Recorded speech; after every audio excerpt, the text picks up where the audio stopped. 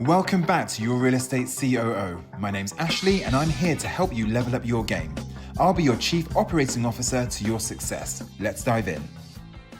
Hi guys, welcome back to my channel. My name's Ashley and I'm your Real Estate COO. Right, today thought we'd just talk about setting yourself up, time management, KPIs. Just a few things we're going to go through today, and hopefully by the end of this video you're going to feel more structured, more planned, and know what you need to do every single day. So let's get into it. So first of all, I want to talk about time management. All right. So let's say you are a new broker and you've just, started your real estate journey. You want to make sure that you are always first in that office and last to leave. Now, I'm not saying you've got to burn yourself out, but pretty much time management for me is everything in this job. There's so much that you need to do in a day and in a week.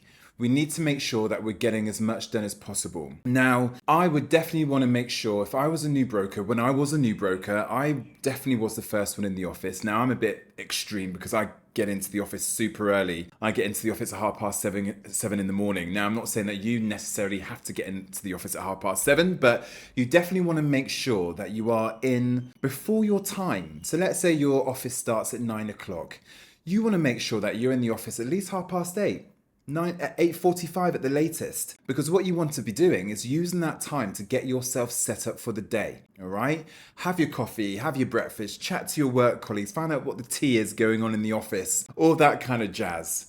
And then when 9 o'clock hits, you're ready to start. Okay, you're not then going to get a coffee, you're not then getting up and going to get your breakfast. That should have been done before, because I can guarantee you the brokers that are successful, the ones that are making money, the ones that are hustling, they would be in the office at 8 o'clock. So they've already got 1 hour in front of you. So definitely 100% you want to make sure that you're in it to win it. Get into the office early, set yourself up, and make sure you're ready to go.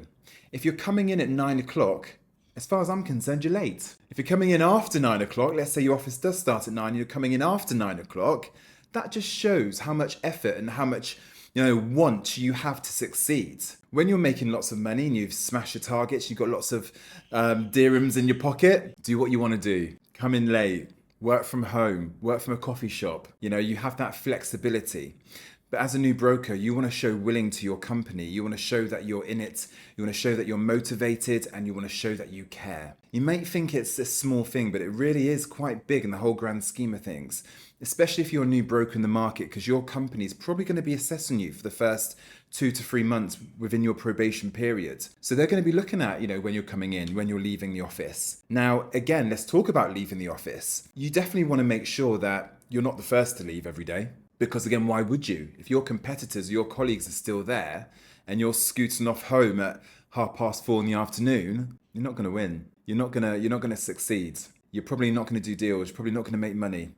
And then you're going to leave real estate and say it was crap. And then tell everybody else how rubbish real estate is. But in reality, it was you. You weren't putting the effort in. You weren't doing enough to make sure that you and your business succeeded. So, you should definitely want to make sure that you have some provisos put in place. Now, if I was a new broker, I was a new broker at one point, I would definitely want to make sure I plan my day. So this is the second bit I want to talk about. So let's plan the day, let's plan the week. So what I would be doing if I were you, spend your Sunday afternoon setting yourself up for that next week. Understand what you want to achieve. Set your goals, set your aspirations. By next Friday, I want to have X amount of listings on the market.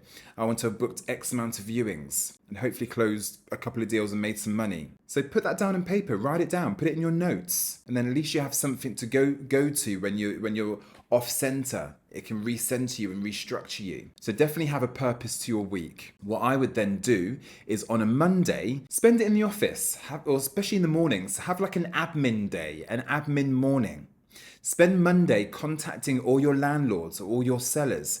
Let's say you've got 10 properties or 15 properties listed online. You should be contacting each one of those owners, giving them feedback, giving them an update of what's happened over the last week. How many views did their property have? How many clicks did they have? Is the views up or down from the previous week? Mr. Landlord only had X amount of leads last week. That's X% less than the week before. I'm a bit concerned. only have 4 viewings last week. Okay, nobody made an offer. The tenants or the buyers that I've spoken to, they put offers in on other units, slightly cheaper, better locations, same type of unit, but in a better location. I think we may need to look at our pricing strategy and see what we can do. These are the sorts of conversation that you should be having on the Monday. What I'm going to do, Mr. Landlord, let me send you the report from the last week so you can have a little look for yourself. I'm also going to send you the recent transactions from Property Monitor so you can see what's been happening in your community or in your building. So as you can see, I'm going to send you the report. The transactions that have happened over the last week have been a bit less than what yours are. So we might be still a bit aggressive for the market. So we may need to readjust there if you're wanting to sell within this next month. These are the sort of conversations that you should be having. You then send the report to your landlord or to your seller, let them divulge the information, hopefully schedule a follow-up call with them the next day on a Tuesday morning. Again, hopefully you're going to get a price reduction, get it reduced. Okay, so that's what you should be doing there. Once you then got that property reduced, you should then be calling all your buyers or your tenants, letting them know that you've got a price reduction on this property. Call up tenants or buyers that saw the property previously at the original price. Let them know it's got a price reduction. So then maybe they can make their mind up. Sometimes price does swing a decision. It might have been slightly out of their budget beforehand, but now it might be in their budget. So they may consider it. I remember once I had a property that was listed online. It was actually a rental property. At first it was on for a certain price. I showed some tenants. It was too expensive for them. And to be fair, the property was very toppy for what the market was at the time. So over the course of a few weeks, I had to keep getting price reductions. Every time I got a price reduction, I would call the tenants and say, look, it's been reduced again. It's still on the market. You guys are still looking. I know it's something that you're interested in because the location is great, this and that. But then actually it's still just a bit over my budget. And I knew at that time the landlord wasn't prepared to go any less. In the end, they waited 5 weeks because it was definitely overpriced. I managed to get the villa down to a certain price point. They then were interested. Okay, they then took the property because it was within their budget. I've had people that have turned away from a property because of the price. They didn't even like the property, it wasn't even the price. They didn't even like the property. But then when I got a price reduction, I called them back and said, just revisiting this property again. I know it wasn't on your top list, but I have just got the price reduced. It is now a fantastic below market price. Is this something that might sway you? And it did. They took the property because it was actually a very good, decent price for them. So they were saving money. Wasn't the ideal location, but they could get over that.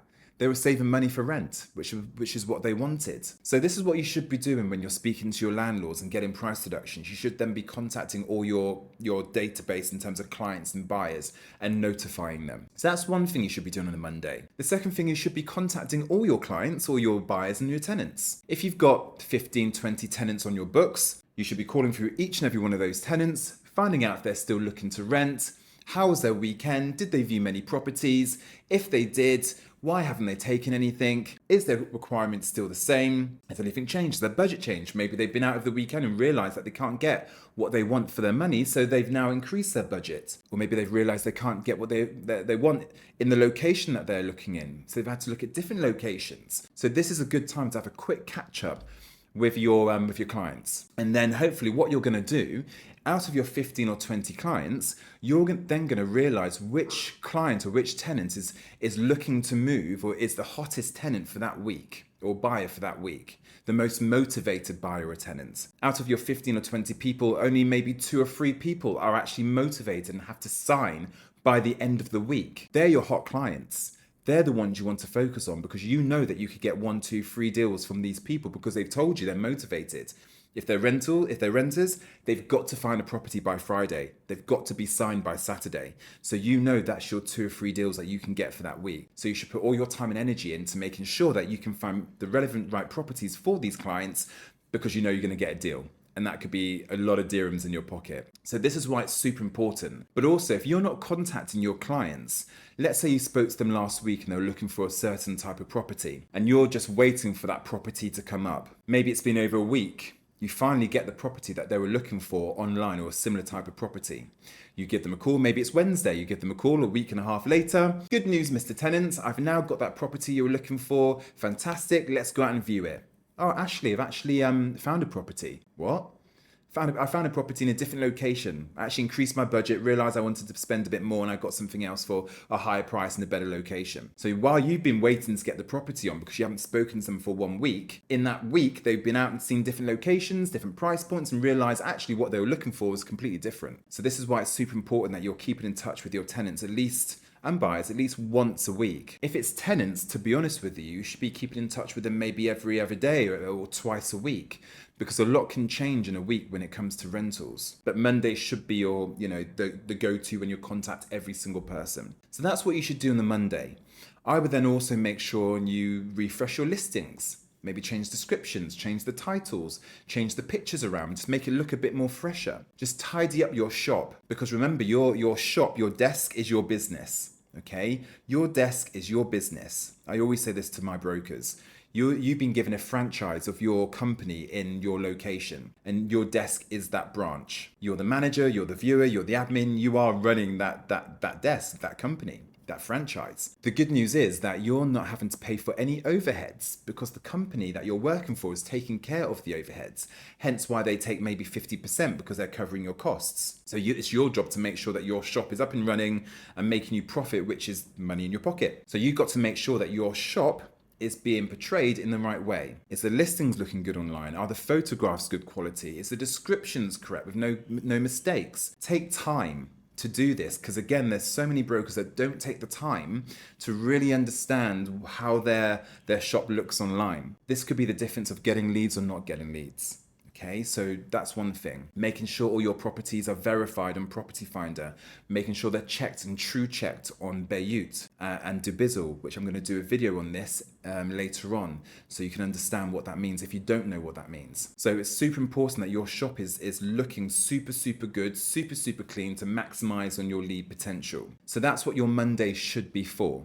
Okay, setting up your week. So you've contacted your landlords and sellers, you've contacted your buyers and your tenants. You now know which buyers and tenants need to move or sign that week. So you know you've got 2 or 3 deals that you could potentially close this week to make some money. So all your energy is going to go on those people. But also, next and final is set your KPIs. Set your KPIs for the week. Like I said before, maybe do this on a Sunday. So you know every single day when you're coming into the office, you know that you want to make your 100 phone calls. You want to get at least 1 listing active online, and you want to book your 4 viewings, for example, okay? Because then that keeps you focused.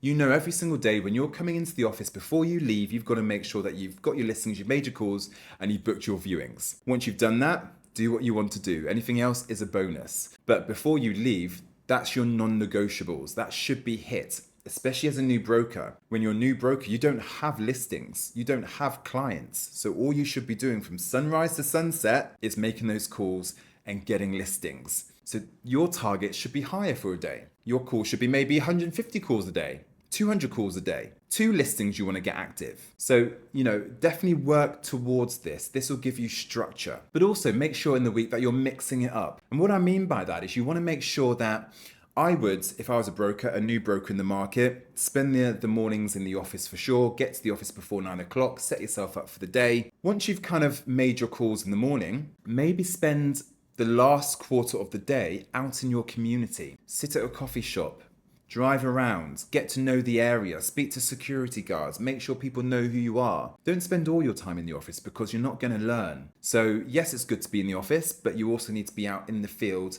learning your area and learning your community. So I would definitely maybe 2 or 3 times a week when you're a new broker, spend maybe from 3 till 6 in your community, in your area, working from there. Get your laptop, make your calls from there.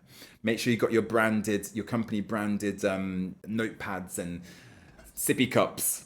Maybe get their logo on the back of your laptop so people can know that you work for a specific company. So all these things you should be doing to make sure that people understand that you're a real estate broker. But also for yourself, it's just mixing up your day, getting yourself out rather than being in the office all day. So this is what I would be doing if I were you. Guys, I can't stress how important it is that when you first start this job, what you do at the beginning is going to set yourself up for later on. If you're coming in and you're doing bare minimum at the beginning, your results aren't going to follow. You need to be doing what we discussed before and then some. This is just minimum standard, what I've just told you. Okay, if you want to really get going quickly and really get those deals moving and coming in sooner, you've got to do double. I see far too many brokers coming into the market doing a quarter of what I've just discussed, and they wonder why it doesn't happen for them. It's never going to happen for them because they're not working hard enough. When there's thousands and thousands of brokers out there all fighting for business, all doing the same thing, what makes you think you're going to close deals if you're doing the bare minimum? Coming in at 9:30, leaving at 4 o'clock, or have got a meeting but you really haven't. You're only fooling yourself, nobody else, and then you're going to end up having to get on that plane and go back to your home country before you know it. So, spend the time at the beginning, really make sure that you're being aggressive with your business so you can get yourself up and running. Plan your week on a Sunday, set your goals, make sure you've got your goals and aspirations in terms of KPI set for the week so you know what you need to achieve. Because also, it's super important when you do go down the line, going a bit off here now. So when you do get properties and you get leads and you get viewings, what you then should be doing is you should then be noting how many viewings you need to do to get an offer. Okay, so this is why it's super important that you make sure that you add all your viewings into your CRM system, because then what you can do after 3 or 6 months is you can then evaluate what you've done over the last 3 months to 6 months, see how many viewings you've done, how many offers you've received, how many deals you close, and then you can work out your viewing to offer ratio. So then at least you then know every single day you've got to hit X amount of viewings if you're going to hit your quota. The industry norm, is 4 to 5 viewings a day. Some people need to do more, some people need to do less. I had a broker that had to do 9 viewings a day to get his quota, so 9 viewings to 1 offer. Some people do 4.